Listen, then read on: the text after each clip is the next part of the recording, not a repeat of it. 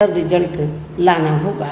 लेकिन बीएसपी पंजाब, हरियाणा आदि इन राज्यों में वहाँ की रीजनल पार्टियों के साथ मिलकर जरूर चुनाव लड़ सकती है, बशर्ते अब वर्तमान में उनका एनडीए में परिवर्तित किए गए यूपीए से भी कोई संबंध नहीं होना चाहिए। इसके साथ ही पार्टी के लोगों को हर स्तर पर सत्ताधारी गठबंधन व विपक्षी गठबंधन के मैंने उनको हमेशा बड़ा माना, वो मुझे छोटा नहीं मानती अपने परिवार का। उनको ये घटना छोटी लगी।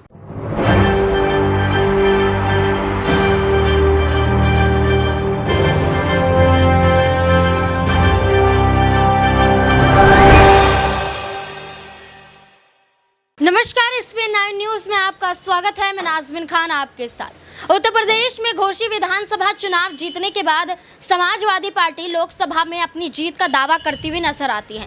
वहीं दूसरी तरफ बहुजन समाज पार्टी यहां पर अपनी जीत का दावा करती है। तो वहीं भीम आर्मी चीफ चंद्रशेखर आजाद लोकसभा चुनाव में उतरते हुए नजर आ रहे हैं और चुनावी मैदान में उतरते हुए गठबंधन की भी बात करते हैं। और बहुजन समाज पार्टी की सुप्रीमो मायावती से गठबंधन को लेकर एक बड़े पहल की शुरुआत की बात जो कही जाए, जो पहल होती है वो चंद्रशेखर आजाद करने की बात करते हैं। ऐसे में आपको बता दें, जो उनके तमाम समर्थक हैं वो भी ये कहते हैं कि दोनों का मार्गदर्शन एक ही है, दोनों की विचारधारा एक ही है, दोनों एक ही मुद्दों को लेकर चुनावी मैदान में उतर रहे हैं। तो ऐसे में यहाँ पर जो फैसला लिया जाएगा वो हमारे भाई के बदौलत लिया जाएगा और जो हमारी बहन जी है मायावती, उनके तहत लिया जाएगा कि वो क्या चाहते हैं। लेकिन दोनों की चाह यहाँ पर यही लग रही है कि दोनों जल्द ही गठबंधन कर सकते हैं।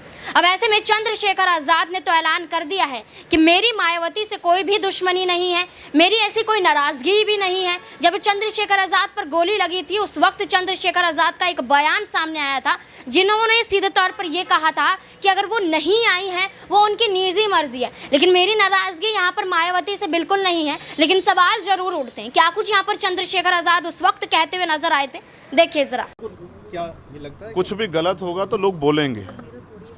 अगर कल मेरी जान ही चली जाती तो लोग फिर भी तो उनको पीड़ा होती, उनको अपना भी देखना है, कल उनके साथ भी हो सकती है। ये लाइन ही विचारधारा ही गलत है कि गोली से वो करो, और ये बीजेपी की भाषा है, गोली मारो सालों को, ये वो उपजाऊ हो रही है। देखिए, बहन जी से मेरी कोई नाराजगी नहीं है। मैंने उनको हमेशा बड़ा माना, वो मुझे छोटा नहीं मानती अपने परिवार का। उनको ये घटना छोटी लगी। शायद अगर मैं मर भी जाता शायद उनको इस पर कोई शायद बुरा नहीं लगता। मुझे उनसे कोई दुख नहीं है। मेरे लोग मेरे साथ हैं, ये बहुत, और वो समझ रहे हैं कि जो उनके लिए मरने को तैयार है, जिसने जो जान पे जिसकी बनाई है वो हमारा अपना है। मेरे लोग मेरे साथ खड़े होंगे, मैं इस लड़ाई को लड़ता रहूँगा। लगभग सभी दलों के लोग आपसे मिलने आए हैं, कैसा देखते हैं, क्या नहीं, मैं उनका धन्यवाद करता हूँ। नहीं, मैं कह रहा हूँ, मैं सबका धन्यवाद करता हूँ, मगर ये है, मैं ये प्रयास करूंगा कि भविष्य में ऐसा किसी के साथ ना हो। इसलिए लॉ एंड ऑर्डर के कानून व्यवस्था अच्छी होनी चाहिए, मुख्यमंत्री उस पर ध्यान देना चाहिए। बात चंद्रशेखर की नहीं है, बात इस प्रदेश में हो रही हजारों बहनों के साथ जो अस्मतें लुट रही है, हर महीने रेप हत्याएं हो रही हैं, लोगों की जान जा रही है, ये सब उन पर वो करता है। तो वो मुख्यमंत्री पद पर बैठे हैं, अगर वो इसको संभाल नहीं पा रहे हैं तो क्या फायदा, फिर उनको इस्तीफा दे देना चाहिए। आप ठीक है, डिस्चार्ज किया जा रहा है? हाँ, ठीक हूँ। बस ने आज जो है जगह जगह ज्ञापन दिया है, सहारनपुर में दिया, अगली रणनीति क्या रहेगी? नहीं, कोई रणनीति नहीं है। पार्टी के सीनियर लीडर जो तय करेंगे हम लोग उस पर काम करेंगे। और दूसरा, मेरे पीठ में जहाँ गोली लगी है वहाँ ड्रेसिंग जारी है, पहले से आराम है। बस एक जलन और वो घाव है, जख्म वो तो है ही। तो सांस लेने में दिक्कत थी, बीपी जो है फ्लक्चुएट हो रहा था, अप डाउन हो रहा था, वो अब ठीक है पहले से। जैसे कि आपने चंद्रशेखर आजाद को सुना, उसके बाद यहाँ पर गठबंधन की बात कही जाए तो मायावती एक बात प्रेस कॉन्फ्रेंस के माध्यम से कहती हैं कि मैं गठबंधन को लेकर सोचूंगी, मैं इतनी जल्दी यहाँ पर गठबंधन करती हुई नजर नहीं आऊंगी। वहीं केंद्र सरकार पर यानी कि योगी आदित्यनाथ की सरकार पर हमलावर साबित रही कि उत्तर प्रदेश में अब यहाँ पर योगी राज खत्म करना है। तो ऐसे में अगर बहुजन समाज पार्टी को यहाँ पर मैदान में उतरना है तो गठबंधन करना जरूरी हो जाता है, क्योंकि अकेले बदौलत यहाँ पर चुनाव जीतना काफी मुश्किल हो जाएगा। इसलिए समाजवादी पार्टी को लेकर तो कयास लगाए ही जा रहे थे, लेकिन जैसे ही यहाँ पर भीम आर्मी चीफ चंद्रशेखर आजाद ने यह ऐलान कर दिया कि बिजनौर की वो नगीना सीट पर लोकसभा का चुनाव लड़ेंगे, तो ऐसे में ये बात सामने आ गई कि अब वो लोकसभा चुनाव में बड़ा गठबंधन भी कर सकते हैं। लेकिन इसी गठबंधन को लेकर बातचीत कही जाए तो मायावती क्या कुछ कहती हुई नजर आ रही थी, देखिए जरा। हित में तथा कमजोर वर्गों के हितों में भी पूरी ईमानदारी से कार्य किया होता और विशेषकर कमजोर वर्गों के हित व कल्याण के मामले में परम पूज्य बाबा साहब डॉक्टर भीमराव अंबेडकर की सलाह को भी मान लिया होता, तो फिर ना तो बाबा साहब को अपने कानूनी मंत्री पद से उस समय इस्तीफा देना पड़ता तथा ना ही आगे चलकर कांग्रेस पार्टी को केंद्र व अधिकांश राज्यों की भी सत्ता से बाहर होना पड़ता तथा ना ही फिर कमजोर वर्गों के लोगों को मजबूरी में बीएसपी के नाम पर अपनी अलग से राजनीतिक पार्टी बनाने की जरूरत पड़ती। और अब ये कांग्रेस पार्टी अपनी जैसी जातिवादी व पूंजीवादी सोच रखने वाली पार्टियों के साथ गठबंधन करके फिर से केंद्र की सत्ता में आने के सपने देख रही है, तो वही सत्ताधारी बीजेपी पार्टी भी पुनः केंद्र की सत्ता में आने के लिए अपने एनडीए गठबंधन को हर मामले में मजबूत बनाने में लगी है। साथ ही फिर से सत्ता में आने का दावा भी ठोक रही है। ये कह रही है कि इस बार बीजेपी और उनका गठबंधन 300 से ज़्यादा सीटें लाएगा, इसका भी दावा ठोक रही है। जिनकी कथनी व करनी में कांग्रेस पार्टी की तरह ही कोई खास अंतर नजर नहीं आता है। कहने का तात्पर्य ये है कि अब ये दोनों बने गठबंधन यानी कि एनडीए व परिवर्तित किए गए यूपीए केंद्र की सत्ता में आने के लिए अपने अपने दावे ठोक रहे हैं, जबकि जनता को किए गए इनके वायदे व आश्वासन आदि सत्ता में बने रहने के दौरान अधिकांश खोखले ही साबित हुए हैं। वैसे भी कांग्रेस व बीजेपी एंड कंपनी के बने गठबंधन की अब तक रही सरकार की कार्यशैली यही बताती है कि इनकी नीति, नियत व सोच सर्व समाज में से विशेषकर गरीबों, दलितों, आदिवासियों, पिछड़े वर्गों, मुस्लिम एवं अन्य धार्मिक अल्पसंख्यकों के प्रति लगभग एक जैसी ही रही है, क्योंकि इन्होंने सत्ता में रहकर शुरू से इन वर्गों के मामले में अधिकांश कागजी खाना पूर्ति ही की है तथा जमीनी हकीकत में इनके लिए कोई ठोस कार्य नहीं किए हैं। लेकिन जब ये लोग सत्ता से बाहर हो जाते हैं तो तब फिर वे अपने वोट की खातिर इनके हितों में काफ़ी लंबी चौड़ी बातें करते हैं। जैसे कांग्रेस पार्टी का गरीबी हटाओ का व बीजेपी का हर गरीब के खाते में 20 लाख रुपए पहुंचाने को लेकर कही गई ये बातें सत्ता में आने के बाद केवल हवाई व खोखली ही साबित होकर रह गई हैं, जिसकी खास वजह से ही बीएसपी ने सत्ताधारी गठबंधन व विपक्षी गठबंधन से ज़्यादातर अपनी दूरी ही बना के रखी है।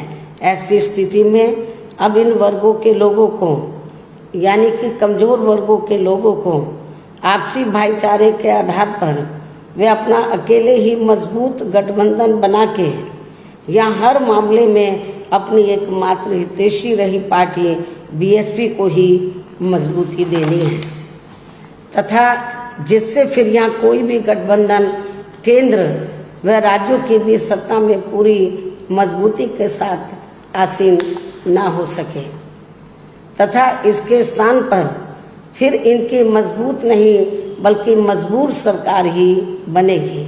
हमारी पार्टी का ये पूरा प्रयास होना चाहिए ताकि बीएसपी के सत्ता में ना आने की स्थिति में भी इन कमजोर वर्गों का यानी कि दबे कुचले लोगों का ये लोग ज़्यादा शोषण ना कर सके। इतना ही नहीं बल्कि ऐसी स्थिति में बीएसपी को भी सत्ता में आसीन होने का मौका मिल सकता है। और जब तक हम लोग अकेले अपने बलबूते पर खड़े नहीं हो पाते हैं, इसलिए इन सब बातों को ध्यान में रखकर अब बीएसपी को लोकसभा चुनाव में व इससे पहले राजस्थान, मध्य प्रदेश, छत्तीसगढ़ व तेलंगाना आदि राज्यों में होने वाले विधानसभा चुनाव में भी अकेले ही चुनाव लड़कर अपनी पार्टी का बेहतर रिजल्ट लाना होगा। लेकिन बीएसपी पंजाब, हरियाणा आदि इन राज्यों में वहाँ की रीजनल पार्टियों के साथ मिलकर जरूर चुनाव लड़ सकती है, बशर्ते अब वर्तमान में उनका एनडीए व परिवर्तित किए गए यूपीए से भी कोई संबंध नहीं होना चाहिए।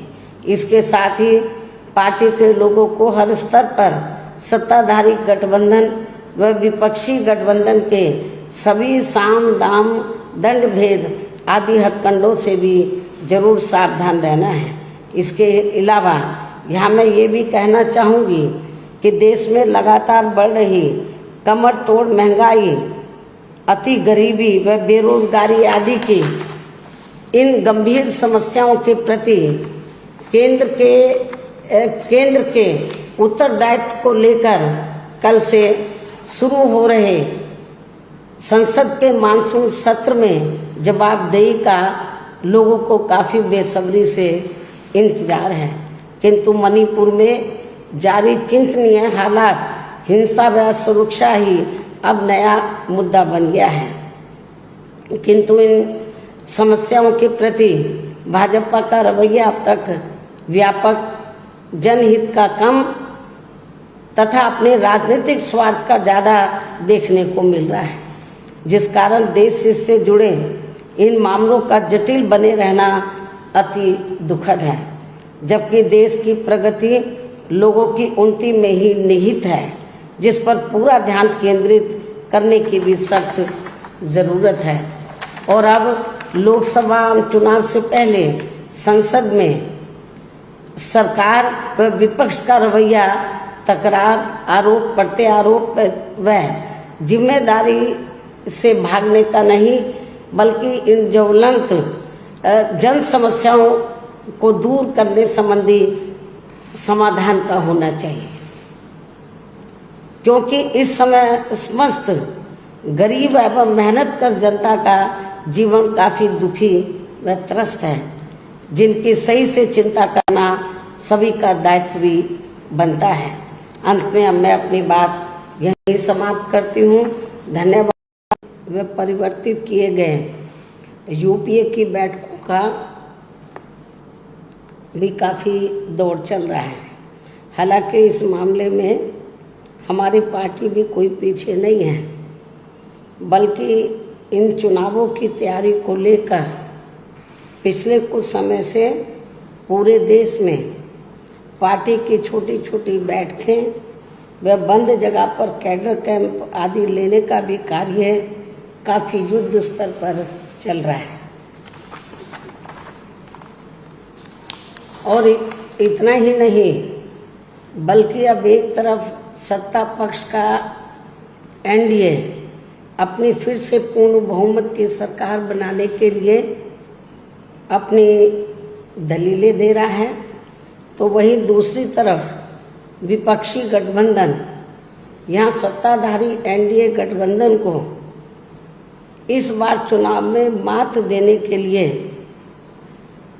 उनकी नीतियों व कार्यशैली आदि का काफ़ी विरोध कर रहा है, जिसमें बीएसपी भी कोई पीछे नहीं है। जबकि सत्ताधारी पार्टी व विपक्षी पार्टियों के बने गठबंधन के बारे में सच्चाई तो ये है कि यहाँ वर्तमान में विपक्षी गठबंधन के प्रमुख दल कांग्रेस पार्टी ने आज़ादी के बाद शुरू में केंद्र व अधिकांश राज्यों में भी, जैसे कि आपने मायावती को सुना, अब क्या गठबंधन को लेकर अगर चंद्रशेखर आजाद नरम दिल दिखाते हुए नजर आ रहे हैं, मायावती को लेकर एक बयान जरूर देते हैं कि यहाँ पर उनसे नाराजगी नहीं है, तो क्या अब मायावती भी अगर चुनाव उन्हें जीतना है तो मैदान में आना है तो यहाँ पर गठबंधन करेंगी, चाहे वो समाजवादी पार्टी से हो या चाहे फिर वो भीम आर्मी चीफ चंद्रशेखर आज़ाद से हो। यहाँ पर भीम आर्मी चीफ से अगर वो गठबंधन करेंगी तो दलितों की संख्या और भी ज़्यादा बढ़ेगी, यहाँ पर आदिवासियों और पिछड़े वर्गों की संख्या ज़्यादा बढ़ेगी, क्योंकि यहाँ पर चंद्रशेखर आज़ाद के समर्थन में तमाम हुजूम नज़र आता है। तो वैसे में ये देखना होगा कि क्या मायावती कोई बड़ा फैसला सुनाती हुई यहाँ पर नजर आएगी। आपको क्या लगता है, कमेंट बॉक्स में ज़रूर बताएं। धन्यवाद।